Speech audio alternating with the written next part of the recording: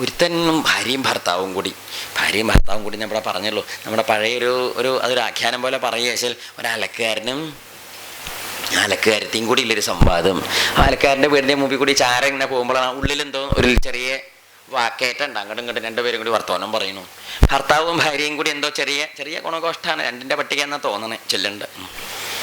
അങ്ങനെ ഉണ്ടാവില്ല, ഇവരെങ്ങനെ ഏറിയും കുറഞ്ഞും ചൊല്ലിയും കൊണ്ടിരിക്കുക. അപ്പോൾ ഇയാൾ ചെവി വട്ടം പിടിച്ച് എന്താ പറയുന്നു നോക്കിയപ്പോൾ ഭാര്യയും ഭർത്താവും കൂടി എന്താ പറയണമെന്ന് അറിയൂ. ഭർത്താവ് ഇങ്ങനെ എന്തോ പറഞ്ഞതിന് ഭാര്യ പറയാം, ഓ പിന്നെ എന്താപ്പം എടി നീയെ ആര് ചോദിക്കണു? ഭർത്താവ് ഭാര്യയോട് ചോദിക്കുന്നു. അപ്പം ഭർത്താവിൻ്റെ നേരെ നോക്കി ഭാര്യ പറയുക, പിന്നെ 10 മാസം ആ രാവണൻ്റെ കൊട്ടാരത്തിൽ കഴിച്ചുകൂടി വന്ന് സീതാദേവിയെ അടുത്തിരുത്തിയിട്ട് വാഴിക്കണതിന് രാമനൊരു ബുദ്ധിമുട്ടുമില്ല. പിന്നെ അപ്പം നിങ്ങൾക്ക് ഒരു 2 മാസം വർക്കയിലെ നാരായണേട്ടൻ്റെ കൂടെ ഊട്ടിയിലൊന്ന് പോയി താമസിച്ച് വന്ന് എന്നെ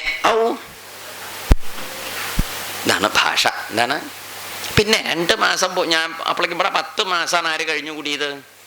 രാമനൊരു കുഴപ്പമില്ല. പിന്നെ ഈ ഭാഷയാണ് പറഞ്ഞത്.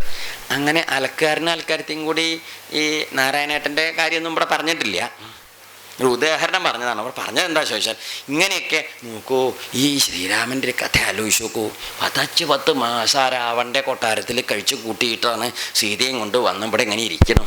ഇപ്പം നമ്മുടെയൊക്കെ ഭാര്യമാർ അസ്മാക്കമപി ഭാര്യേഷു ഇങ്ങനെ ഇവരൊക്കെ സഹനീയം ഭവിഷ്യതി. നമ്മുടെ ഭാര്യമാരിന് ഇങ്ങനെയൊക്കെ പുറപ്പെട്ടാലേ സഹിക്കന്നേ പറ്റുള്ളൂ കേട്ടോ. രാജാവ് ഇങ്ങനെ ചെയ്താൽ പിന്നെ നമ്മുടെ നാട്ടിലെ പെണ്ണുങ്ങളൊക്കെ ഞങ്ങളുടെ ഓരോന്നും ഞങ്ങൾ ഒരുമ്പട്ടിറങ്ങി എന്ത് ചെയ്യും? ആരെ നമ്മൾ പറയുക, ആരെ ഉപമിക്കുക?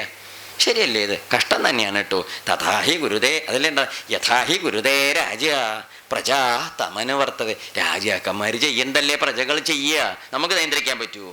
രാജാവന്നെ ഇങ്ങനെയാ, പിന്നെ എന്ത് ചെയ്യും? ഇതാണ് കേട്ട വർത്തം. എന്താ പറഞ്ഞത്? രാജാവന്നെ ഇങ്ങനെയാ, പിന്നെ പ്രജകൾക്ക് എന്ത് കഥയുണ്ടാവും? സീതയെ കുറിച്ചിട്ടാണ് ഇത്. രാമൻ ഇത് ചിന്തിച്ചു, ഈ വിഷയം എന്താ പറഞ്ഞതിൻ്റെ അർത്ഥം, ചിന്തിച്ചു എന്ന് പറഞ്ഞതിൻ്റെ അർത്ഥം, ഇങ്ങനെയൊരു വിഷയം പറയുക എന്ന് പറഞ്ഞതിൻ്റെ ഒരു സമ്പ്രദായം എന്താ, ഈ വിഷയത്തിൻ്റെ പ്രത്യേകത എന്താണ്? അതായത് ഇവിടെ പറഞ്ഞത് സീത ശുദ്ധയാണോ അശുദ്ധയാണോ എന്ന് ഈ പറഞ്ഞവർക്ക് ചിന്തയില്ല, അവരതിനെക്കുറിച്ച് ഉദ്ദേശിച്ചിട്ടുമില്ല. സീതയുടെ ശുദ്ധാശുദ്ധത്വം പറഞ്ഞവരുടെ വിഷയമല്ല. സീതയുടെ അവിടെ എന്തുണ്ട്, അഗ്നിപ്രവേശമൊക്കെ ചെയ്ത് ശുദ്ധമായിട്ട് തന്നെയാണ് വന്നത്. അതൊന്നും ഇവിടെ ഇല്ലല്ലോ, ലങ്കയിൽ വെച്ചിട്ടല്ലേ ഉണ്ടായത്. അത് കാരണം അതൊന്നും ഇവിടെ ഉള്ളവർക്ക് അറിയില്ല. ഇനിയിപ്പോൾ കണ്ണിൻ്റെ മുമ്പ് തന്നെ തീയിലിട്ട് കയറ്റിയെടുത്താലും അവർക്കൊന്നും വലിയ വിവരമൊന്നും ഉണ്ടാവില്ല. അപ്പം അവർ സീതയെക്കുറിച്ച് മോശമായിട്ടൊന്നും പറഞ്ഞില്ല. ഇങ്ങനെയാണ് എന്താ ഇപ്പം കാര്യം കേട്ടോ. അപ്പോൾ രാജാവ് ഇപ്പം ഇമ്മട്ടിലൊക്കെയാണ് ചെയ്യണത് വെച്ചാൽ അപ്പോൾ ശ്രദ്ധിക്കണം, സീതയെക്കുറിച്ച് ആരും ചീത്തത്തൊന്നും പറഞ്ഞിട്ടില്ല. 10 മാസം രാവണൻ്റെ കൊട്ടാരത്തിൽ ഇരുന്നയാളെ ഇവിടെ കൊട്ടാരത്തിൽ കൊണ്ടുവന്ന് ഇരിക്കണ ആളാണ് നമ്മുടെ രാജാവ്. ആരുടെ നേരെ ചൂണ്ടണത്? സീതയുടെ നേരെയല്ല ചൂണ്ടണത്. വിരലെവിടേക്കാ പോണത്? രാമൻ്റെ നേരെയാണ്. രാജാവ് ഇങ്ങനെയാ ചെയ്യണ വെച്ചാൽ പിന്നെ പ്രജകളുടെ കാര്യം എന്താവും? യഥാഹി ഗുരുദേ രാജ തഥാ, അല്ല അങ്ങനെയല്ലേ, പ്രജാസ്തഥനു അല്ലേ തഥനുവർത്തത, പ്രജകൾ അതങ്ങനെ ചെയ്യും. ഇത് കേട്ടപ്പം രാമൻ ഇങ്ങനെ ചിന്തിച്ചു, എന്തപ്പം നിവൃത്തി? രാജാവ് ഇപ്പം ഇങ്ങനെയാ ചെയ്യണമെന്ന് വെച്ചാൽ പ്രജകൾ എന്ത് ചെയ്താലും നമുക്കൊന്നും ചെയ്യാൻ പറ്റും. ഇതൊക്കെ നമ്മുടെ നാട്ടിൽ ഇപ്പോൾ പറയാറില്ലേ? കോടതി ചില നിയമമൊക്കെ പറയുമ്പം ഏതോ ഒരുത്തൻ്റെ ഭാര്യയും വേറെ ഒരുത്തിയുടെ ഭർത്താവും കൂടി ഏതോ ഒരു ദിക്കുന്ന നാട്ടുകാർ പിടിച്ചു കൊണ്ടുപോകുന്നു. അങ്ങോട്ടും ഇങ്ങോട്ടൊക്കെ തർക്കമായി, അതായി ഇതായി. അപ്പോഴേക്ക് എന്താ ഈ കേസായി, കോടതിയിൽ പോയി ഇപ്പം കേസ് ഇങ്ങനെ ഒക്കെ ചർച്ച ചെയ്ത് വന്നപ്പോൾ എന്തായി? കോടതി എന്താ ചോദിച്ചത്? എത്ര വയസ്സായി ചോദിച്ചു. പായ്മ പറഞ്ഞു 49 എന്നും പറഞ്ഞു. ഓ ചെറുപ്പക്കാരത്തി തന്നെ. ഇവനോട് ചോദിച്ചു എത്രയായി ചോദിച്ചു. 73. ഓ യുവാവ്. 18 വയസ്സ് തികഞ്ഞിട്ടുണ്ടോ ചോദിച്ചു. അപ്പോൾ കാർന്നവർ എണ്ണി നോക്കിയാൽ 3-4 തവണ കഴിഞ്ഞിട്ടുണ്ടെന്ന് പറഞ്ഞു. ഈ അമ്മയ്ക്ക് ഏതാണ്ട് 5-6 തവണ തികഞ്ഞിട്ടുണ്ട്. ഇഷ്ടമുള്ളേക്കേക്ക് പോയിക്കോളൂ പറഞ്ഞു. അവർ രണ്ടാളും കൂടി വന്ന മാതിരി വന്നേക്കിനെ പോവുകയും ചെയ്തു. അപ്പോൾ ഈ ഭാര്യയുടെ ഭർത്താവും ഈ ഭർത്താവിൻ്റെ ഭാര്യ എന്ത് ചെയ്തു? അവരവിടെ ശരിയല്ലേ, നമുക്കെന്തെങ്കിലും ചെയ്യാൻ പറ്റുമോ? ഇതിൽ സാധാരണക്കാരായ നമ്മൾക്കിതിൽ വേറെ എന്തെങ്കിലും ചെയ്തിടപെടാൻ പറ്റുമോ? എന്നാരും മിണ്ടാത്തത് എന്തുകൊണ്ട് പറ്റില്ല? നിയമം അങ്ങനെയാണ്. ശരിയല്ലേ? അപ്പം ഇനി ഇങ്ങനെ ഒരു ചീത്തത്തിന് പോണോര് എന്താ ഇപ്പം ഇന്ത്യ രാജ്യത്തെ നിയമം അനുസരിച്ചിട്ട് ഇങ്ങനെ ചെയ്യണതിന് തെറ്റില്ല എന്ന് പറഞ്ഞ് ഈ പണിക്ക് തുടങ്ങിയാൽ നമുക്കത് ചെയ്യാൻ പറ്റുമോ? അത് മനസ്സിലാവണില്ലേ? രാമൻ ചിന്തിച്ചത് ഇപ്പം എന്താ വെച്ചാൽ, ഇങ്ങനെ ഇപ്പം തൻ്റെ പേരും പറഞ്ഞ ആളുകൾ ഈ ജാതി സീത ചീത്തത്തക്കാരിയാണോ താൻ ചീത്തത്തക്കാരനാണോ എന്ന് അവരാരും ചർച്ച ചെയ്യണം പറയണമൊന്നുമില്ല. ഇത് പ്രമാണമാക്കുകയാണ് ആര്? ലോകരെ. നല്ല സമ്പ്രദായം അല്ലല്ലോ. എന്ത് ചെയ്യും അപ്പം? രാമൻ ചിന്തിച്ചു. രാമൻ്റെ മുമ്പിൽ ചെയ്യാവുന്ന 2 കാര്യമുണ്ട്. എന്താ രാമന് ചെയ്യാവുന്നത്? 2 കാര്യം ചെയ്യാം രാമന്. ഒന്ന് എന്ത് ചെയ്യാം? രാജാവായിട്ടിരിക്കൊണ്ടാണല്ലോ തന്നെ കുറിച്ച് ഇങ്ങനെ പറഞ്ഞു. രാജാവല്ലാത്ത ഒരാളുടെ ഭാര്യനെ ഇപ്പം എവിടെ പോയാലും വന്നാലും നാട്ടുകാരെ അത് എന്ത് ചെയ്യില്ല? ബാധിക്കില്ല. ബാധിക്കുമോ? അപ്പം രാമൻ രാജ്യം ഉപേക്ഷിച്ചിട്ട് ആരുടെ കൂടെ ഇങ്ങോട്ട് പോവാം? സീതയെ വരും, നമുക്ക് പോവാം. അപ്പം എന്താ വെച്ചാൽ ചെയ്യട്ടെ. പിന്നെ അതാവാർന്ന് ഒന്ന്. രണ്ടാമത് എന്താവാം? ഞാൻ സീത കുറച്ച് വിട്ട് നിൽക്കട്ടെ, രാജ്യം ഇവിടെ നിൽക്കട്ടെ, അങ്ങനെയും ആവാം. മനസ്സിലാവണില്ലേ? ഇതിൽ രാമൻ സ്വീകരിച്ച വഴി ഏതാണെന്നറിയോ? രണ്ടാമത്തെ വഴിയാണ്. എന്തുകൊണ്ട്? തന്നെ രാജാവായിട്ട് ഇവിടുത്തെ പ്രജകളും സകലരും ആഗ്രഹിച്ച് മോഹിച്ച് സ്ഥാനത്ത് വാഴിച്ചതാ. അപ്പോൾ താൻ ആരാണ്? രാജാവാണ്. ഈ രാജാവ് എന്നുള്ള നിലയ്ക്ക് ഇത് വലിയ വിഷമമാണ്. അപ്പോൾ പിന്നെ എന്താ ചെയ്യാൻ നിവൃത്തിയുള്ളൂ? രാജ്യം ഒരു വലിയ വിഷയവും സീതയും തൻ്റെ ബന്ധവും തൻ്റെ വ്യക്തിപരമായ വിഷയമാണ്. അപ്പം ഈ വലിയ വിഷയമാണോ പ്രധാനം, അതോ തൻ്റെ വ്യക്തിപരമായ ഒരു വിഷയമാണോ പ്രധാനം എന്നാരുടെ കയ്യിൽ ചിന്ത വരും? ഇപ്പം ഏതിനെയാണ് എടുക്കേണ്ടത്? പൊതുവെ ഇന്നത്തെ കാലത്ത് വെച്ചാൽ നമ്മൾ എന്ത് ചെയ്യും? വലിയ ചെറുതെന്ന് വെച്ചാൽ പോട്ടെ, നമ്മുടെ കാര്യം അവനവൻ്റെ കാര്യം അവനവൻ്റെ എന്ന് പറഞ്ഞാൽ അവനവൻ്റെ കാര്യമല്ലേ എടുക്കുക. പക്ഷെ രാമൻ എടുത്തത് വലിയ കാര്യത്തിന് എടുത്തു, ചെറിയ കാര്യത്തിന് അങ്ങ് സഹിച്ചു. സീതയുടെ കാര്യം ഉള്ളിൽ കണക്കാക്കി. അനിയന്മാരെ 4 വിളിപ്പിച്ചു. ഭരതൻ, ശത്രുഘ്നൻ, ലക്ഷ്മണൻ, ഇവർ 3 വന്നു. അനിയന്മാർ 3 വന്ന സമയത്ത് അനിയന്മാരുടെ അടുത്തേക്ക് വേഗം വിളിച്ചുകൊണ്ടുവരുമെന്നാണ്, പെട്ടെന്ന് വിളിച്ചുകൊണ്ടുവരുമെന്നും പറഞ്ഞു, പെട്ടെന്നാവണമെന്നും പറഞ്ഞു. രാത്രി എന്നിട്ട് അതൊക്കെ നടക്കണത്, പെട്ടെന്ന് വിളിച്ചുകൊണ്ട്. അപ്പോൾ അനിയന്മാർ 3 വന്നു. അപ്പോൾ ഇത്ര ധൃതിയിൽ രാത്രി ഉറങ്ങുന്ന സമയത്ത് എന്തിനാണ് വിളിപ്പിച്ചതെന്ന് അവർക്ക് തോന്നിയില്ല. അപ്പോൾ ചോദിച്ചു, അതേ കാര്യമുണ്ട്, ഞാൻ ചില കാര്യം അങ്ങോട്ട് പറയും, ഇങ്ങോട്ട് ഉപദേശങ്ങളൊന്നും വേണ്ട, പറയുന്നത് അങ്ങോട്ട് കേട്ടാൽ മതി. ആര് പറഞ്ഞു? ഇത് പറഞ്ഞിട്ടാണ് ആര് തുടങ്ങിയത്? അങ്ങനെയൊന്നും ആര് പറയാറില്ല. ഞാൻ ചിലത് അങ്ങോട്ട് പറയും, അത് നിങ്ങളങ്ങോട്ട് കേട്ടാൽ മതി, അവിടെ നിങ്ങളുടെ ഒന്നും എന്നോട് നിർദ്ദേശിക്കേണ്ട കാര്യമില്ല, നിങ്ങൾക്കത് കേൾക്കാൻ പറ്റുമോ ഇല്ലേ എന്ന് അറിഞ്ഞിട്ട് വേണമെങ്കിൽ ചിലത് പറയാനെന്നും പറഞ്ഞു.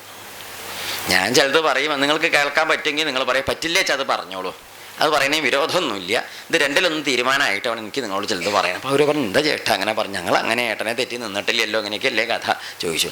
അപ്പോൾ രാമൻ പറഞ്ഞു, ചില വർത്തമാനങ്ങൾ ഇങ്ങനെയൊക്കെ ഉണ്ട്, ചില വിഷമങ്ങളുണ്ട്. അതിന് രാമൻ്റെ കണ്ണൊക്കെ നിറഞ്ഞു. അതുകൊണ്ട് എന്ത് ചെയ്യണം? ലക്ഷ്മണനോട് പറഞ്ഞു, ലക്ഷ്മണ ഒരു കാര്യം ഞാൻ പറയാം, നാളെ രാവിലെ സീതാദേവിയെ വാൽമീകി ആശ്രമത്തിൻ്റെ സമീപത്ത് കൊണ്ടുപോയിട്ട് അവിടേക്ക് അയക്കണം. അങ്ങോട്ട് അവിടേക്ക് പോകണം എന്നാണല്ലോ നേരത്തെ പറഞ്ഞത്. വാൽമീകി മഹർഷിയുടെ അവിടെ എനിക്ക് സന്തോഷം മതിയായിട്ടില്ല, അവിടെ താമസിച്ചിട്ട് സന്തോഷം തീർന്നിട്ടില്ല എന്നൊക്കെ അല്ലേ പറഞ്ഞത്. അപ്പോൾ വാൽമീകി ആശ്രമത്തിൻ്റെ അവിടേക്ക് പറഞ്ഞയക്കണം, ഇതാണ് എന്നോട് പറയാനുള്ളത്, ഇതാണ് കാരണം എന്നും പറഞ്ഞു. അപ്പോൾ ഇത് കേട്ടപ്പോൾ എന്താണ്ടായി? രാമൻ്റെ മുഖം പിന്നെ ഒന്നും പറഞ്ഞില്ല. രാമൻ വളരെ വിഷമിച്ച കരയൊക്കെ ഉണ്ടായത്. ലക്ഷ്മണനാണെങ്കിൽ ഇത് കേട്ടപ്പം അയ്യോ എന്താ ഇപ്പം ചെയ്യേണ്ടത്, വല്ലാത്ത ജാതി വർത്തമാനമായല്ലോ അത്. അതുകൊണ്ട് നാളെ രാവിലെ ഇവിടുന്ന് പോകണം, സീതയോട് ഇക്കാര്യം പെട്ടെന്ന് പറയണ്ട, വളരെ മനസ്സിരുത്തിക്കോളും. രാമൻ ഇത് പറഞ്ഞ് അദ്ദേഹത്തിൻ്റെ അങ്ങോട്ട് പോവുകയും ചെയ്തു. ലക്ഷ്മണനാണെങ്കിൽ ഈ സാധനം തൻ്റെ തലയിലാണല്ലോ കൊണ്ടുപോയിട്ടത്, ഈ ഒരു കാര്യം തന്നെയാണല്ലോ ഏൽപ്പിച്ചത്. ലക്ഷ്മണൻ എന്തൊക്കെയോ എന്ത് ചിന്തിച്ചു, പലതും ചിന്തിച്ചു, വിഷമിച്ച് അന്ന ദിവസം കഴിച്ചു കൂട്ടി. പിറ്റേന്ന് രാവിലെ പോവാൻ പുറപ്പെട്ടു. രാമൻ പ്രത്യേകമായിട്ട് സീതയോട് ഈ ലക്ഷ്മണനോട് പറഞ്ഞൊരു വാചകമുണ്ട്. ഈ വാചകം മുമ്പ് സീതയോടും പറഞ്ഞിട്ടുണ്ട്. ലക്ഷ്മണ ഞാനൊരു കാര്യം പറയാം, എന്താ വെച്ചാൽ അപ്യഹം ജീവിതം ജഹ്യാം, ഞാൻ ചിലപ്പോൾ എൻ്റെ ജീവനെ കളഞ്ഞു എന്ന് വരും. യുഷ്മൻ വ പുരുഷരിഷഭ, നിങ്ങളെ ഞാൻ ഉപേക്ഷിച്ചു എന്ന് വരും. എന്തുണ്ടായത്? ചിലപ്പോൾ ഞാൻ സീതയും ഉപേക്ഷിച്ചു എന്ന് വരും, പക്ഷേ ധർമ്മത്തെ ഞാൻ ഉപേക്ഷിക്കില്ല എന്നൊരു വാചകം പണ്ട് സീതയോട് പറഞ്ഞായിരുന്നു. ഇപ്പം അതൊന്ന് ആവർത്തിച്ച് ആരോടും പറഞ്ഞു? ലക്ഷ്മണനോടും പറഞ്ഞു. അതും ലക്ഷ്മണ വാൽമീകി ആശ്രമ സമീപത്ത് സീതയെ കൊണ്ടുപോയിട്ട് അവിടേക്ക് അങ്ങോട്ട് അയക്കണം, ഇതാണ് എന്നോട് പറയാനുള്ളത്. പിറ്റേന്ന് രാവിലെ ലക്ഷ്മണൻ ഒരുങ്ങി പുറപ്പെട്ട് വരുമ്പോഴേക്ക് സീത നല്ലോണം തയ്യാറായി. മുണ്ടും വസ്ത്രമൊക്കെ ആർക്ക് കൊടുക്കാൻ? മഹർഷിമാർക്ക് കൊടുക്കാനൊക്കെ എടുത്ത് കണക്കാക്കി വെച്ചിട്ടുണ്ട്. അപ്പോൾ ചോദിച്ചു ലക്ഷ്മണൻ്റെ മുഖം ഒരു നിറവില്ല, വളരെ വിങ്ങിപ്പൊട്ടണ ജാതി മുഖമാണ്, പറയാനും വയ്യല്ലോ സീതയോട്. അപ്പോൾ ലക്ഷ്മണനെ കണ്ടപ്പോൾ സീത ചിരിച്ചും കൊണ്ട് ചോദിച്ചു, എന്താ ഉണ്ണിയെന്ന് എൻ്റെ മുഖം വല്ലാണ്ടേ ഉണ്ടല്ലോ, വലിയേട്ടന് വിഷമമൊന്നുമില്ലല്ലോ? ആർക്ക്? രാമന് കുഴപ്പമൊന്നുമില്ലല്ലോ ചോദിച്ചു. അപ്പോൾ ലക്ഷ്മണൻ, ഇല്ല കുഴപ്പമൊന്നുമില്ല, ആർക്കും വിഷമമൊന്നുമില്ല, എന്താ മുഖം വല്ലാണ്ട് ഉണ്ടല്ലോ എന്നിങ്ങനെ പറയുന്നുണ്ട്. ഞാൻ ഒന്നുമില്ല എന്നൊക്കെ പറഞ്ഞു. പോവല്ലേ? അപ്പം എന്താ ഏട്ടൻ വരില്ലേ?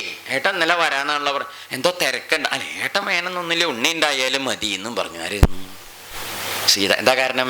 അന്ന് കൂടെ വരുമ്പോൾ ലക്ഷ്മണനും ഉണ്ടല്ലോ. അപ്പം ലക്ഷ്മണന് പരിചയമുള്ള സ്ഥലമായതുകൊണ്ട് ഭരതനോ ശത്രുഘ്നോ ആണെങ്കിൽ ഇത്ര സൗകര്യം ഉണ്ടാവില്ല, അവർക്ക് ഒരൊറ്റ ദിവസത്തെ പരിചയമല്ലേ ഉള്ളൂ. ഇത് കുറേ കാലം തൻ്റെ കൂടെ ആശ്രമങ്ങളിലൊക്കെ ജീവിച്ച് പരിചയിച്ച ആളായതോ അല്ല ഉണ്ണി ആയാലും മതി.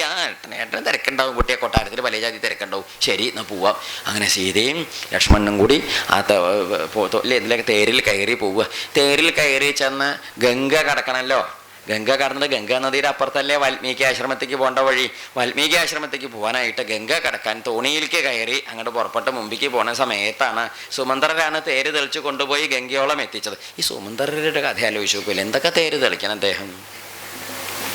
എന്നാൽ ദശരഥൻ്റെ തേര് കുറേ കാലം തെളിച്ചു, പിന്നെ രാമനെ കാട്ടിക്ക് കൊണ്ടുപോകുന്ന തേര് തെളിച്ചു, പിന്നെ ആലോചിച്ച് നോക്കുക ഇപ്പം അതാ എന്തോ ചെയ്യണോ, സീതയും കൊണ്ട് പോവുക കാട്ടിക്ക് കൊണ്ടുപോവുക. കാട് അപ്പുറത്തേക്ക് കടന്നു. ലക്ഷ്മണനാണെങ്കിൽ എന്താ വെച്ചാൽ ഏതാണ്ട് ഈ തോണിയിലിരുന്ന് തോണി കടന്നിങ്ങനെ പോകുമ്പോൾ ലക്ഷ്മണൻ ഇങ്ങനെ പൊട്ടാറായി കാശിത്തുമ്പയുടെ കുരു പോലെയാണ് കാശിത്തുമ്പ ചെടിയുടെ കുരു കണ്ടിട്ടില്ലേ, നല്ലോണം അങ്ങനെ പാകമായി കുരു അങ്ങനെ നിൽക്കും.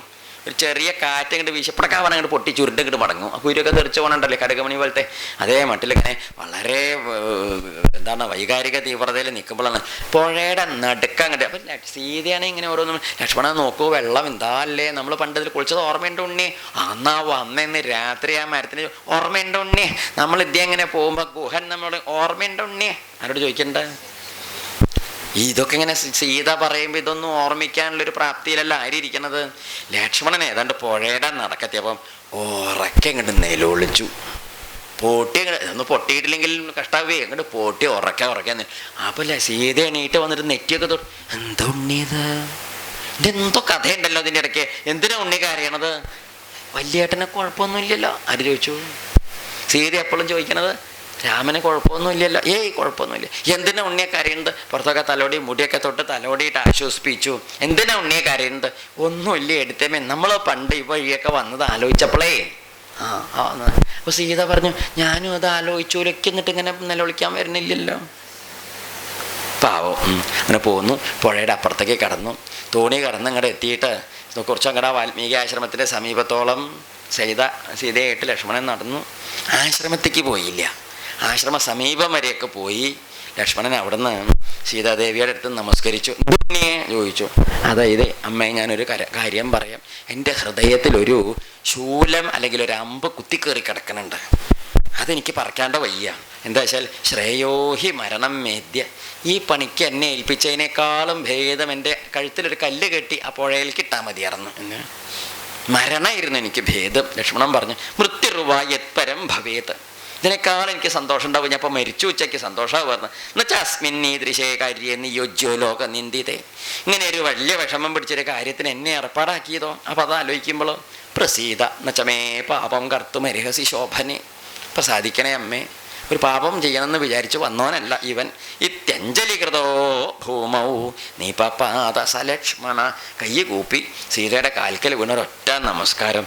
അപ്പോൾ ഈ കരയണ ഈ ലക്ഷ്മണനെ നോക്കിയിട്ട്, എന്താ കുട്ടിക്കും ഇതെന്നാവഗച്ഛാമി, ഇതെന്താ അതിക്ക് മനസ്സിലാവണില്ലല്ലോ ഈ പുറപ്പാട്. ബ്രൂഹി തത്വേന ലക്ഷ്മണ, കാര്യമായിട്ട് എന്തുകൊണ്ടൊന്ന് പറയൂ കുട്ടി, മനസ്സിലാവണില്ലല്ലോ. പശ്യാമിത്വം എന്ന് വെച്ചാൽ സ്വസ്ഥം, എനിക്ക് മനസ്സിലാവണം സ്വസ്ഥത, എന്തൊരു സ്വസ്ഥത കുറവുണ്ട് ഉള്ളിലെന്ന്. ക്ഷേമം മഹീപതേഹേ, ഏട്ടന് കുഴപ്പമൊന്നുമില്ലല്ലോ. ആര് ചോദിച്ചു? ക്ഷേമം മഹീപതേഹേ ചോദിച്ചു. അപ്പോൾ ഇത് കേട്ടപ്പോൾ പറഞ്ഞു, എന്താണെന്നറിയോ, ഞാൻ പറയാം അമ്മേ എന്ന് പറഞ്ഞിട്ട് കാര്യം അങ്ങോട്ട് പറഞ്ഞു. എന്താ, ഈ ജനപരിഷത്തിൽ വെച്ചിട്ട്, ജനങ്ങളുടെ ഇടയിൽ വെച്ചിട്ട് ഇങ്ങനൊരു വർത്തമാനം കേൾക്കുക. കാരണം രാമൻ സന്താപത്തോട് കൂടിയിട്ട് എന്നോട് പറഞ്ഞ വർത്തമാനമാണ്. വാൽമീകി ആശ്രമത്തിൻ്റെ സമീപത്തേക്ക് അയക്കണം ആരെ? സീതാദേവിയെന്ന് പറയുക. ഇതാണ് എന്നെ ഇതിനാണ് പറഞ്ഞയച്ചത്. പൊട്ടി ആര് കരഞ്ഞു, ലക്ഷ്മണൻ കരഞ്ഞു. ഇത് കേട്ടപ്പോഴാണ് കുറച്ച് നേരം സീതാദേവി, നമ്മൾ ചില യാഥാർത്ഥ്യങ്ങളെ മനസ്സിലാക്കാൻ ഇത്തിരി സമയം പിടിക്കുമല്ലോ. സീത എന്തേ ചെയ്തു വെച്ചാൽ ഒരു സമുഹൂർത്തം ഈ വസജ്ഞ കുറച്ച് നേരം ഇങ്ങനെ അന്താളിച്ചിട്ട് ബോധം പോയ മട്ടിലിങ്ങനെ നിന്ന് പോയി. പിന്നെ പൊട്ടി അങ്ങോട്ട് കരയാൻ തുടങ്ങി. ഇല്ലേ ലക്ഷ്മണനോട് പറഞ്ഞു, ലക്ഷ്മണ ഒരു കാര്യം ചിന്തിച്ച് നോക്കുകയാണെങ്കിൽ മാമികേയം തനുർനൂനം സൃഷ്ടാ ദുഃഖായ ലക്ഷ്മണ, എൻ്റെ ഈ ശരീരം ബ്രഹ്മാവ് സൃഷ്ടിച്ച തന്നെ ദുഃഖിക്കാനാണ് എനിക്ക് തോന്നുന്നത്. ധാത്രാ തസ്യാസ്തഥോമേദ്യ ദുഃഖമൂർത്തി പ്രദൃശ്യതേ. ബ്രഹ്മാവ് ദുഃഖത്തിന് മാത്രമായിട്ട് എന്നെ സൃഷ്ടിച്ചത്. എന്താ കാരണം? കിന്നു പാപം കൃതം പൂർവം, എന്ത് പാപ ഞാൻ ചെയ്തത്? കോവാദാരൈർ വിയോജിത, ആരെയാണാവോ, ഏത് ഭാര്യ ഭർത്താക്കന്മാരെയാണാവോ ഞാൻ പരസ്പരം ഭിന്നിപ്പിച്ചത്? യാഹം ശുദ്ധ സമാചാര, ഒരാളോടും അലോഹ്യം പ്രവർത്തിക്കാത്ത എന്നെ തിക്കതാ നൃപതിന, രാജാവ് എന്നെ ഉപേക്ഷിച്ചുല്ലോ. എന്തല്ലേ ആശ്രമത്തേക്ക് ചെന്നോളൂ എന്നാ പറയുന്നത്. ഈ ആശ്രമത്തിൽ ചെന്ന് ഞാൻ എന്ത് പറയും? ആഖ്യാസ്യാമി ച കസ്യാഹം ദുഃഖം ദുഃഖപരായണ. ചോദിക്കില്ലേ, എന്നോട് ചോദിക്കില്ലേ സീത എൻ്റെ ഇങ്ങോട്ട് പോകുന്നത് ചോദിക്കുമ്പോൾ എന്താ പറയുക? അതിങ്ങനെ ഒരു പേര് ദോഷം ഉണ്ടായി, അതെന്ന് ഞാൻ പറയേണ്ട. എത്ര ബഹുമാനത്തോടു കൂടി എത്ര ഭാവത്തോടു കൂടി ഈ ആശ്രമത്തിൽ കഴിച്ചവളാണ് ഞാൻ, എന്നിട്ട് ഇപ്പം ഈ ഒരു ചീത്തപ്പേരുള്ളവളാണ് ഞാൻ എന്നും പറഞ്ഞൊരു ആശ്രമത്തേക്ക് കയറി ചെല്ല, ബഹുമാന്യമായ സ്ഥലത്തിലൊരു ചീത്തപ്പേരായിട്ട് കയറി ചെല്ലണതിൻ്റെ വൈഷമ്യം സീത ഇങ്ങനെ പറഞ്ഞു. കിന്നു വക്ഷ്യാമി മുനീഷു, മഹർഷിമാരോട് എന്തോ പറയും കസ്മിംശ്ചിൽ കാരണം, എന്ത് കാരണം കൊണ്ട് എന്നെ ഉപേക്ഷിച്ചു എന്നാ ഞാൻ പറയുക? എന്തിനിങ്ങോട്ട് പോന്നു എന്നാ ഞാൻ പറയേണ്ടത്? നഖല്ലദ്ദൈവ സൗമിത്രേ ജീവിതം ജഹ്നവീതലെ. അതുകൊണ്ട് ഇന്ന് ഞാൻ എൻ്റെ ഈ ശരീരം ഈ പുഴയിൽ സമർപ്പിക്കാൻ പോവുകയാണ്. മാത്രമല്ല ത്യജിക്കും, പക്ഷേ ഞാൻ ചെയ്യില്ല അത്. എന്താ കാരണം എന്നറിയോ? എൻ്റെ ഭർത്താവിൻ്റെ വംശം പരിഹസിക്കപ്പെടും. സീത പുഴയിൽ ചാടി മരിച്ചുപോയി എന്ന് പറഞ്ഞാൽ എന്തുണ്ടാവും? ആളുകൾ രാമനെ പരിഹസിക്കും, രാമനെ നിന്ദിക്കും. അത് ശരിയല്ല, അതുകൊണ്ട് ഞാൻ ചാടില്ല. യഥാജ്ഞം കുരു സൗമിത്രേ, ജ്യേഷ്ഠൻ എന്താണോ പറഞ്ഞത് ആ പറഞ്ഞ മാതിരി ഉണ്ണി ചെയ്തോളൂ, അതിന് വിഷമല്ല. എന്താന്ന് ഇഷ്ടമുണ്ടോ? എനിക്ക് ത്യജമാം ദുഃഖഭാഗിനി, ഉണ്ണി കരയണ്ട, എന്നെ ഉപേക്ഷിച്ചോളൂ, വിഷമല്ല. നിദേശേ സ്ഥീയതാം രാജ്ഞ, ഉണ്ണി എപ്പോഴും ജ്യേഷ്ഠാനുവർത്തിയാണ്, അത് മാറ്റരുത്. എന്താ കാരണം എന്നറിയൂ? ശൃണുചേതും വചോ മമ, എനിക്കൊരു കാര്യം ഉണ്ണിയോട് പറയാനുണ്ട്. എന്താണെന്നറിയൂ? ശുശ്രൂണാമ വിശേഷേണ പ്രാഞ്ജലിർ, അച്ഛനോ അല്ലെ അമ്മമാരോട് ഞാൻ ചോദിച്ചു എന്ന് പറയണം. പ്രത്യേകമായിട്ട് തല കുനിച്ച് കുമ്പിട്ടിട്ട് അവരുടെ പാദത്തിൽ നമസ്കരിച്ചു എന്ന് പറയണം. എന്താണെന്നറിയൂ? മയാഹി പരിഹർത്തവ്യം, ഞാനൊരു കാര്യം എന്നോട് പറയാണ്. ശ്രീരാമേന്ദ്ര സ്വാമിക്ക് ഞാൻ കാട്ടിലിരിക്കുമ്പോഴാണ് യശസ് എങ്കിൽ സീത ആ യശസ് കാട്ടിലിരുന്ന് പരിപാലിക്കും എന്ന് ശ്രീരാമേന്ദ്രസ്വാമിയോട് പറയണം കേട്ടോ എന്നും പറഞ്ഞു. എന്തല്ലേ, രാജാവിന് പേരും നന്മയുണ്ടാവണം. ഞാൻ കാട്ടിലാണ് ഇരിക്കണേ വെച്ചാൽ ഞാൻ എന്ത് ചെയ്യണം? കാട്ടിലിരുന്നിട്ട് ആ മഹിമ പരിപാലിക്കും. ധൈര്യമായിട്ട് പൊയ്ക്കോളൂ ഉണ്ണി എന്നും പറഞ്ഞ് കണ്ണീര് മുണ്ടിൻ്റെ തലകൊണ്ട് തുടച്ച് വീണ്ടും കുറച്ച് നേരം ഇത്രയും വർത്തമാനം പറയാനും ഒന്നും ശമിച്ചു വെച്ചാലും പിന്നെ ആരോ ഉറക്കെ കരഞ്ഞു, പിടികിട്ടാതെ കുറേ കരഞ്ഞു. എന്തിനു ദുഃഖിക്കണമല്ലേ? ദുഃഖം തന്നെ ഈ ശരീരത്തിൻ്റെ ഭാഗമാണ്.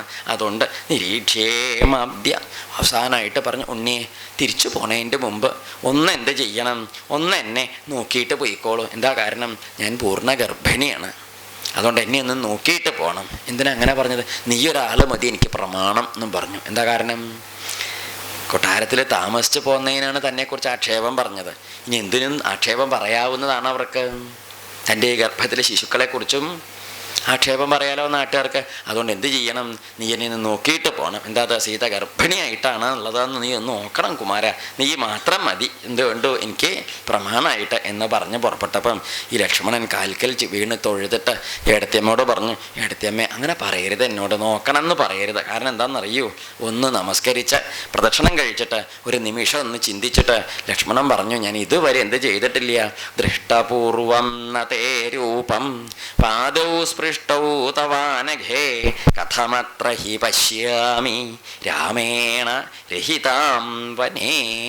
ദൃഷ്ടപൂർവം നതേ രൂപം, അമ്മയുടെ രൂപം മുമ്പ് ഞാൻ കണ്ടിട്ടില്ല. ഇതുവരെ ഞാൻ ഈ ശരീരം എങ്ങനെയാണെന്ന് ഞാൻ കണ്ടിട്ടില്ല, നോക്കിയിട്ടില്ല.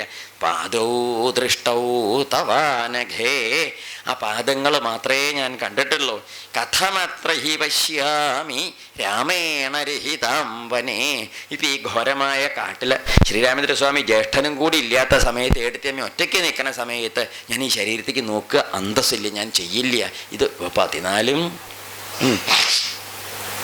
13ഉം കൊല്ലക്കാലം ഈ രാമൻ്റെ കൂടെ ലക്ഷ്മണനും രാമനും സീതയും കൂടിയല്ലേ കാട്ടിലും മേട്ടിലൊക്കെ നടന്നത്. ഇത്രയും കാലം കൂടെ നടന്നിട്ടും ആ ലക്ഷ്മണൻ ആരെ കണ്ടിട്ടില്ല, ആരുടെ ദേഹത്തേക്ക് നോക്കിയിട്ടില്ല, സീതാദേവിയുടെ ദേഹത്തേക്ക് നോക്കിയിട്ടില്ല. അതുകൊണ്ട് ഇനി നോക്കൂ എന്നോട് പറയരുതേ എന്ന് പറഞ്ഞ് നമസ്കരിച്ചു. സീതയ്ക്ക് മനസ്സിലായി ലക്ഷ്മണൻ അങ്ങനെ നോക്കില്ല. ലക്ഷ്മണനെ നല്ലോണം നിശ്ചല ആളാണ് ആര്? സീതാദേവി. ഇതിങ്ങോട്ട് പറഞ്ഞ് ഉണ്ണിയെ പൊയ്ക്കോളൂ, പരിഭ്രമിക്കേണ്ട, പൊയ്ക്കോളൂ എന്നും പറഞ്ഞ് മെല്ലെ മെല്ലെ പറഞ്ഞയച്ചു. ലക്ഷ്മണനാണെങ്കിൽ കരഞ്ഞ കണ്ണും കലങ്ങി വിഷമിച്ച് തിരിച്ചു മെല്ലെ പോന്നു. അങ്ങ് ലക്ഷ്മണൻ അങ്ങോട്ട് പോയി. കാട്ടിൽ ഒറ്റയ്ക്കായപ്പോൾ സീത ഉറക്കെ നിലവിളിച്ചു. എന്തു ചെയ്യും? കുരരീവ, പാവ പക്ഷിയെ പോലെ ഉറക്കം നിലവിളിച്ചിരിക്കുന്ന സമയത്താണ് അങ്ങനെ സീതയുടെ ആ ദുഃഖം അപ്പോഴാണ് മുഴുവനായതെന്ന് പറയും. ദുഃഖത്തിൽ അങ്ങോട്ട് മുഴുകി ഉറക്കെ കരയുന്ന സമയത്ത് അപ്പം എന്തുണ്ടായി ചോദിച്ചാൽ, ഈ വാൽമീകിയുടെ ആശ്രമം തൊട്ടടുത്ത് തന്നെയാണ്, പുഴയുടെ കരയിൽ. ഈ വാൽമീകി മഹർഷിയുടെ ഏതോ ഒരു ശിഷ്യൻ ആ സമയത്ത് ആ പുഴയുടെ ഭാഗത്ത് കൂടി എന്തോ കാര്യത്തിന് വന്നു പോകുമ്പം ഈ പാറയുടെ മുകളിൽ ആരെ കണ്ടു? സീതാദേവി. അതിവിശിഷ്ടമായ വേഷം ആഭരണമൊക്കെ അണിഞ്ഞ് സീതാദേവി ഇങ്ങനെ ഇരിക്കുന്നത് കണ്ടപ്പം ഈ കുമാരൻ എന്താ വിചാരിച്ചത് ചോദിച്ചാൽ, പുഴയുടെ കരയിൽ ഭഗവതി പ്രത്യക്ഷപ്പെട്ടിട്ടുണ്ടെന്നാണ് ആര് വിചാരിച്ചത്? സാക്ഷാൽ ഭഗവതി ലക്ഷ്മി ദേവി പുഴക്കരയിൽ പ്രത്യക്ഷപ്പെട്ടിരിക്കണു. ഈ വർത്തമാനം ഓടിപ്പോയി ആരോട് പറഞ്ഞു? ഗുരുനാഥ പുഴക്കരയിൽ ഭഗവതി പ്രത്യക്ഷമായിട്ടുണ്ട് എന്നും പറഞ്ഞു. മഹർഷി ത്രികാലജ്ഞാനിയാണല്ലോ വാൽമീകിക്ക് മനസ്സിലായി ലക്ഷ്മി ദേവി ആരാണെന്ന്. വാൽമീകി എങ്ങനെയാ വന്നതെന്നറിയോ? തം തു ദേശമഭിപ്രേത്യ മെല്ലെ കിഞ്ചിത് പദ്ഭ്യാം മഹാമതി. മഹർഷി എങ്ങനെയാ വന്നതെന്നറിയോ? മെല്ലെ കയ്യിൽ ലേശ സാധനങ്ങളൊക്കെ എടുത്ത് പിടിച്ചിട്ട് മെല്ലെ നടന്നു. പദ്ഭ്യം, കാൽനടയിട്ടാ വന്നത്. എവിടേക്ക്? ഈ പുഴയുടെ കരയിലേക്ക്. അല്ലാണ്ട് അമാലന്മാരും മഞ്ചലും പല്ലൊക്കെ ഒന്നും ഉണ്ടായില്ല. കാൽനടയായിട്ട് നടന്ന് അർഘ്യമാതായ, അർഘ്യം പറഞ്ഞാൽ ഈ കുടിക്കാനും കാലെഴുകാനും ഒക്കെ ഉള്ള സാധനങ്ങളൊക്കെ ആയിട്ട് ക്ഷീണമൊക്കെ ഉണ്ടാവില്ലേ, അതൊക്കെ ആയിട്ട് കയ്യിലെടുത്ത് പിടിച്ചിട്ട് നേരെ അർഘ്യമാതായ രുചിരം, നല്ല രുചിയുള്ളതായ അർഘ്യം കണക്കാക്കിയിട്ട് ജാഹ്നവീ തീരമാഗമൽ, ഗംഗാനദിയുടെ കരയിലേക്ക് ചെന്നു. ഈ ഗംഗാനദിയുടെ കരയിലേക്ക് ചെന്ന ആ പാറയുടെ മുകളിൽ ആരെ കണ്ടു? സീതാദേവി ഇരിക്കുന്നത് കണ്ടു. അടുത്തേക്ക് ചെന്നു. നല്ലോണം ആ സീതാദേവിയെ കണ്ടു. സീത കണ്ണ് നിറഞ്ഞ് നിൽക്കൊണ്ട് നല്ലോണം കാണും തോന്നണില്ല. അടുത്ത ചെന്നിട്ട് വിളിച്ചു. എന്താ വിളിച്ചത്? ഔ സ്നുഷാ ദശരഥസ്യ ത്വാം രാമസ്യ മഹിഷീ പ്രിയാം ജനകസ്യ സുതാ രാജ്ഞ സ്വാഗതം തേ പതിവ്രതേ. ഔ സീതയുടെ ഉള്ളിൽ മഴ പെയ്ത മാതിരി തോന്നിയിട്ടുണ്ടാവും. സീത ചോദിച്ചൊരു വാചകമുണ്ട്, എന്ത് പറഞ്ഞിട്ടാ ഞാൻ ആ ആശ്രമങ്ങളിലേക്ക് ചെല്ലുക? ഇനി ചീത്തപ്പേര് കാരണം കാട്ടിക്ക് പോന്നോളാണേ ഞാൻ എന്ന് പറയുന്ന ഒരു രണ്ടാം തരം വർത്തമാനം സീതയുടെ ഉള്ളിൽ പൊള്ളുകയാണേ. അപ്പോൾ ആ മഹർഷി ഒന്നും ചോദിച്ചില്ല. മഹർഷി എന്താ പറഞ്ഞത്? സ്നുഷാ ദശരഥസ്യത്വം. ദശരഥ മഹാരാജാവിൻ്റെ മരോളൂട്ടി. നന്നായി. മാത്രല്ല രാമസ്യ മഹിഷീ പ്രിയ, രാമൻ്റെ പ്രിയപ്പെട്ട ഭാര്യ, ജനകസ്യ സുത, ജനക മഹാരാജാവിൻ്റെ വലിയ കേമായ മകള്. മാത്രല്ല സ്വാഗതം തേ പതിവ്രതേ. ഒരൊറ്റ വാക്കേ വേണ്ട. എന്താ വിളിച്ച പേര്? സ്വാഗതം തേ. ഒരു കുട്ടി എന്താ പറഞ്ഞ് നിൽക്കണത്? സ്വാഗതം തേ പതിവ്രതേ. പതിപരായണയായ വലിയ പതിവ്രതാമണിയായിട്ട് സീതാദേവി ഒരു കുട്ടി ആര് വിളിച്ചു? ഇനി സീതയ്ക്കൊന്നും പരിചയപ്പെടുത്തേണ്ട കാര്യമില്ല. സീത ആ ഒരു എന്നൊക്കെ മഹർഷി എത്ര ഭംഗിയിലല്ലേ വിളിച്ചത്.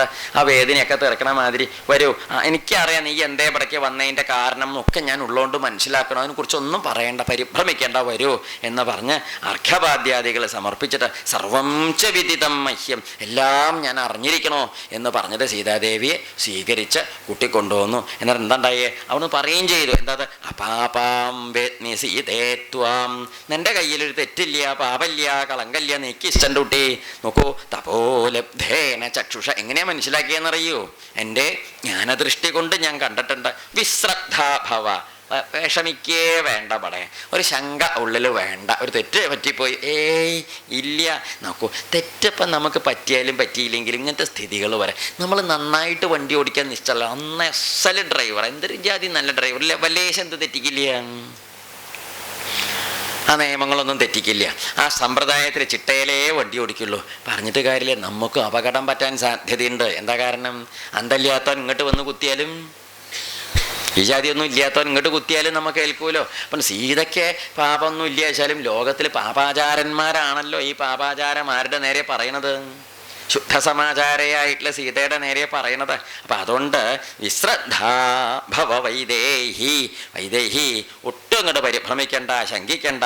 സംപ്രതം മയി വർത്തസേ. അതുകൊണ്ട് കൂടെ ഇങ്ങോട്ട് പോന്നോളൂ. എവിടേക്ക്? ആശ്രമത്തേക്ക് പോന്നോളൂ. വിഷമിക്കേ വേണ്ട, ലവലേശം വേണ്ട. ഇവിടെ അടുത്ത് തന്നെയല്ലേ ആശ്രമം, ഇവിടെ അടുത്ത്. അവിദൂരത. അവിദൂരത ചാർത്ഥം എന്താ? അധികം ദൂരല്ലേ, അങ്ങോട്ട് വരും, പോവാ, വരിക. ഇതമർഘ്യം പ്രതീച്ഛ. ഇത് കഴിക്കൂട്ടോ. എന്താ പറഞ്ഞത്? ഇതമർഘം പ്രതീച്ഛ. ഇതങ്ങോട്ട് വാങ്ങി കഴിക്കൂ. വിശ്രദ്ധാ വിഗതജ്വര. ശങ്കയെ വേണ്ട, അത് ക്ഷീണം ഉണ്ടാവുകയെ. വേവലാതി, വെള്ളമൊന്നും കുടിച്ചിട്ടില്ലല്ലോ, കരയല്ലേ, ഗർഭമുള്ള കുട്ടിയല്ലേ, വിഷമിക്കാൻ. ആദ്യം കഴിക്കാനൊക്കെ കൊടുത്തു. എന്നിട്ടോ യഥാ സ്വഗൃഹം, തൻ്റെ പർണശാലയിലേക്ക് കൊണ്ടുവന്ന് താപസിമാരുടെ കൂടെ മഹർഷി എന്നിട്ട് അങ്ങോട്ട് കൊണ്ടുവന്നിട്ട് എന്ത് ചെയ്തു വെച്ചിട്ടുണ്ടോ, സീതാദേവിയെ തൻ്റെ പർണശാലയിൽ കൊണ്ടുവന്ന് താപസിമാരുടെ അടുത്ത് പരിചയപ്പെടുത്തി കൊടുത്തു. അറിയില്ലേ, ദശരഥ മഹാരാജാവിൻ്റെ മരുമകൾ കുട്ടി സീത, ലോകവിശ്രുതയായ പതിവ്രതാമണിയായ സീതാദേവിയാണ്. അപാപാ, ഒരു പാപവും ഇല്ലാത്തവളാണ്. കണ്ടാൽ തന്നെ കേമാണ് സീതയെ.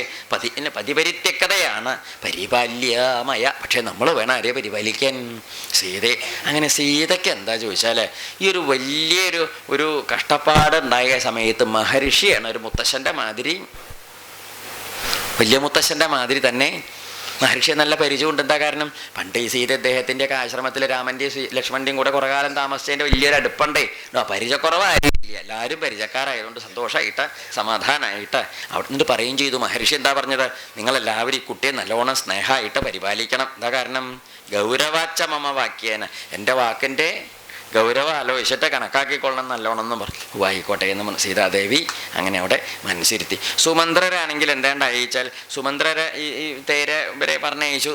ലക്ഷ്മണൻ തിരിച്ചു വന്നപ്പോൾ ലക്ഷ്മണനെയും കൂട്ടി തിരിച്ചു പോരും ചെയ്തു. അങ്ങനെ പോന്നിരിക്കുന്ന സമയത്ത് എന്താണ്ടായി ചോദിച്ചാൽ, കാര്യമൊക്കെ ഇങ്ങനെ ഇരിക്കുകയാണ്. ഇതൊക്കെ കഴിഞ്ഞു. അങ്ങനെ ലക്ഷ്മണനും സുമന്ത്രരും കൂടി തിരിച്ചു പോന്നു. സീതാദേവി വാൽമീകി മഹർഷിയുടെ ആശ്രമത്തിൽ ഇങ്ങനെ കഴിച്ചു കൂട്ടുന്ന സമയത്ത് രാമനാണെങ്കിൽ സീതയെ അയച്ചു എന്നൊക്കെ ഉണ്ടെങ്കിലും ഒന്നും പറയണ്ട.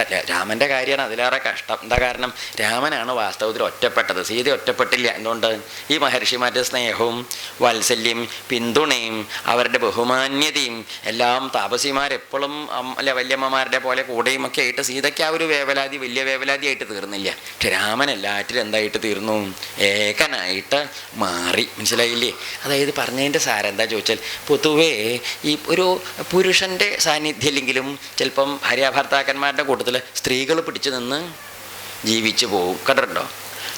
ഭാര്യമാരൊക്കെ ആദ്യം പോയ ഭർത്താക്കന്മാരാണെങ്കിൽ ചിലപ്പോൾ എന്തായിക്കൊള്ളുന്നില്ല, അങ്ങനെ പിടിച്ചു നിന്ന് പോയിക്കൊള്ളുന്നില്ല. ശ്രദ്ധിച്ചു നോക്കിയാൽ അറിയാം. മരിച്ചു പോകണമെന്നല്ല അർത്ഥം. ആ വിധവയായിട്ടൊരു സ്ത്രീയുടെ ജീവിതത്തിനേക്കാളും കഷ്ടമാണ് ആരുടേത്? ഭാര്യ മരിച്ചു പോയൊരു ഭർത്താവിൻ്റെ അദ്ദേഹം വളരെ ഒറ്റപ്പെട്ട മാതിരിയായിട്ട് തീരും. സ്ത്രീകൾ അങ്ങനെയല്ല. അവരെ എല്ലാവരുടെയും കൂടെയൊക്കെ കൂടിയിട്ട് കുറേശ്ശൊക്കെ മക്കളും പേരക്കുട്ടികളൊക്കെ ആയിട്ട് എന്ത് ചെയ്യും? ഉയർന്ന് ആ രാമൻ ഏതാണ്ട് ഒറ്റപ്പെട്ട മട്ടായിട്ട് തീർന്നു എന്നാ പറയുക. ഒന്നും പറയണ്ട. ആ ലക്ഷ്മണൻ അടുത്തിരുന്ന് ഏട്ടനെ ഇങ്ങനെ ആശ്വസിപ്പിക്കലൊക്കെ ഉണ്ട് നല്ലോണം. അതുകൊണ്ട് ദുഃഖിക്കരുതെന്നൊക്കെ പറഞ്ഞിട്ട് ഈ വിധത്തിൽ ഇങ്ങനെയൊക്കെ പറഞ്ഞിരിക്കുന്ന സമയത്താണ് എന്തായി ചോദിച്ചാൽ, ഈ ലക്ഷ്മണനാണ് എപ്പോഴും ഒരു ആശ്വാസമായിട്ട് അടുത്ത്. ലക്ഷ്മണൻ്റെ ഒരു കർത്തവ്യം പറയണ്ട, എന്തിനും കൂടെ വേണം ആശ്വസിപ്പിക്കാനേ. ജ്യേഷ്ഠനോട് പറഞ്ഞു, ജ്യേഷ്ഠ ഇങ്ങനെയൊക്കെ തന്നെയാണ് എല്ലാം. സർവേ ക്ഷയാന്താ നിചയാഹ പതനാന്താഹ സമുച്ഛ്രയാഹ നോക്കൂ, സംയോഗാഹ വിപ്രയോഗാന്താഹ മരണാന്തം ച ജീവിതം. ഈ ശ്ലോകത്തിന് മുമ്പും പറഞ്ഞതാണ്. മഹാഭാരതത്തിൽ 2 തവണ ഈ ശ്ലോകം വരുന്നുണ്ട്. ഒരേ ശ്ലോകം മാറ്റമില്ല. അതെന്താ പറഞ്ഞത്? അതായത് ഇല്ലേ, നമ്മൾക്ക് എല്ലാ സമ്പാദ്യങ്ങളും ഒരു ദിവസം ഇല്ലേണ്ടിയാവും. എല്ലാ കയറ്റങ്ങൾക്കൊരു ഇറക്കമുണ്ട്. ഏതിനോട് കൂടിയാലും ഒടുക്കം ഒരു വിയോഗം ഉണ്ട്.